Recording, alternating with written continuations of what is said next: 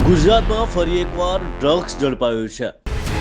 ઊંઘની ગોળીની દવા બનાવવાની આડમાં ડ્રગ્સ બનાવવાની શંકા જતા તેની બાતમી એટીએસને મળી હતી અને એટીએસે રેડ કરતા 100 કિલો ઉપરનું ડ્રગ્સ હાલમાં ઝડપાયું છે।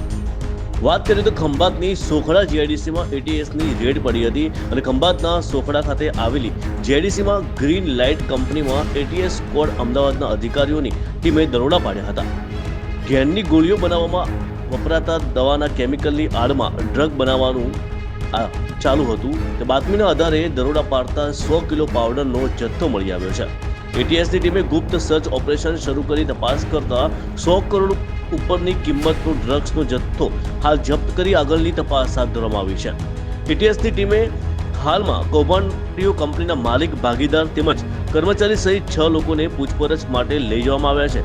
આ ડ્રગમાં કોણ કોણ સામેલ છે અને તેના તાર ક્યાં સુધી પહોંચ્યા છે તે દિશામાં વધુ તપાસ હાલમાં એટીએસ દ્વારા કરી રહી છે। ગ્રીન લાઇટના કંપનીના માલિકો મૂળ અમદાવાદના છે। આ કંપની માલિકોને એટીએસે ઝડપી પાડી અમદાવાદની કચેરી ખાતે સઘન પૂછપરછ હાથ ધરી છે। અમારી ચેનલ ગુજરાત કારોબારને સબસ્ક્રાઇબ કરો, બેલ આઇકોન દબાવી ઓલ પર ક્લિક કરો જેથી આવનાર અમારા નવા ન્યૂઝ અપડેટ્સની નોટિફિકેશન આપ સુધી સૌથી પહેલા પહોંચે।